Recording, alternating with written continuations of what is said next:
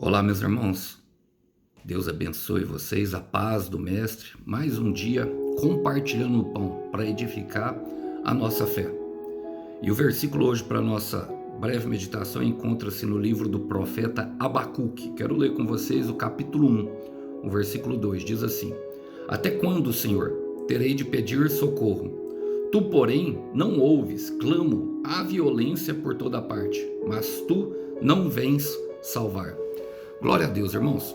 O profeta Abacuque viveu em um momento muito conturbado da Israel antiga, por volta de 650, 660, durante a incursão da invasão do Império Assírio a Judá, ali levando os israelitas todos cativos e todos como praticamente escravos, um exército opressor e bastante violento.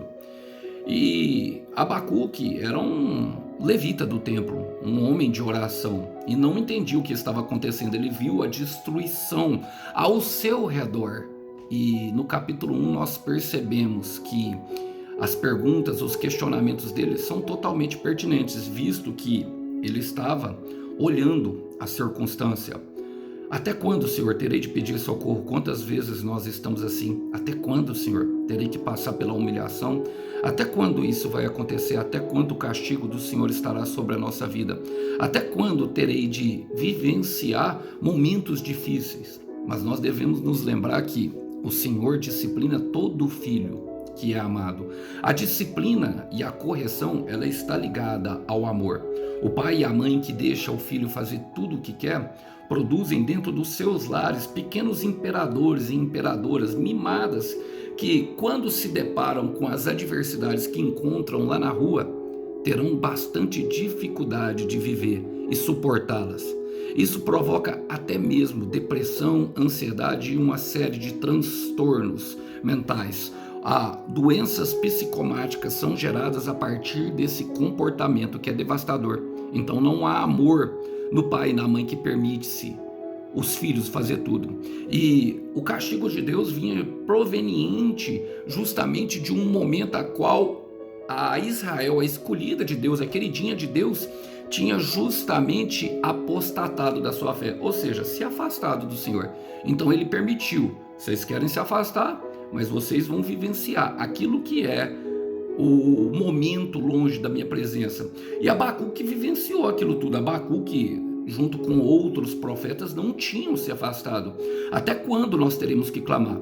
Mas nós percebemos no capítulo 2 que Abacuque percebeu, porque as pessoas quando andam com Deus, elas veem que o Senhor as fortalece no meio das provações.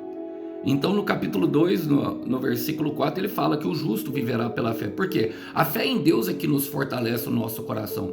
Abacuque pôde presenciar, durante a liderança do rei Arsubanipal, que a Síria vinha perdendo força.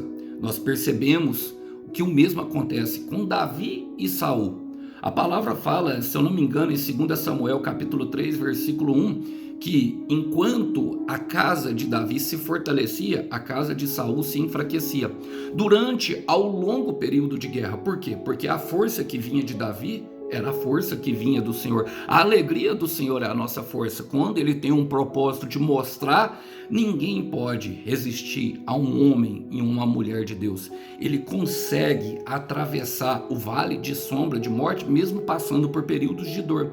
E era o caso de Abacuque. Até quando, Senhor, terei de pedir socorro? O Senhor não me ouve? Há violência por toda parte. Essa é outra característica do profeta.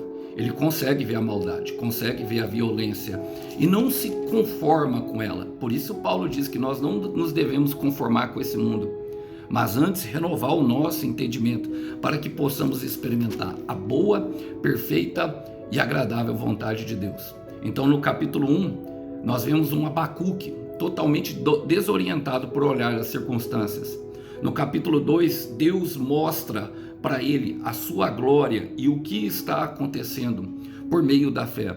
E no versículo 3, ele dá um dos mais lindos poemas da Bíblia, que está em Abacuque 3,17, e eu quero terminar, que fala: ainda que a figueira não floresça e que não haja frutas na videira, ainda que a colheita de azeitonas não dê em nada, e os campos fiquem vazios e improdutivos, ainda que os rebanhos morram no campo e os currais fiquem vazios, mesmo ainda assim me alegrarei no Senhor, exultarei no Deus da minha salvação. Ele ainda é Deus no momento de dificuldade. Ele ainda é Deus. E se Deus fizer, Ele é Deus. E se Ele não fizer, Ele continua sendo Deus. Vamos orar por isso?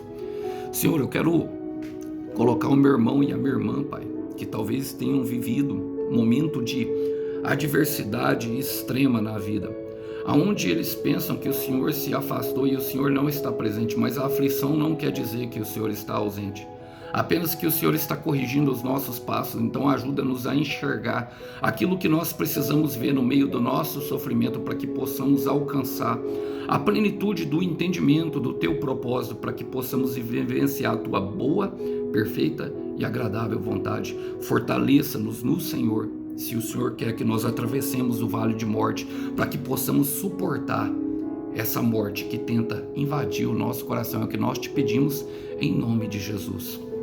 E conhecereis a verdade, irmãos, e a verdade vos libertará. Que Deus abençoe. A paz do Mestre. Até uma próxima. Tchau, tchau.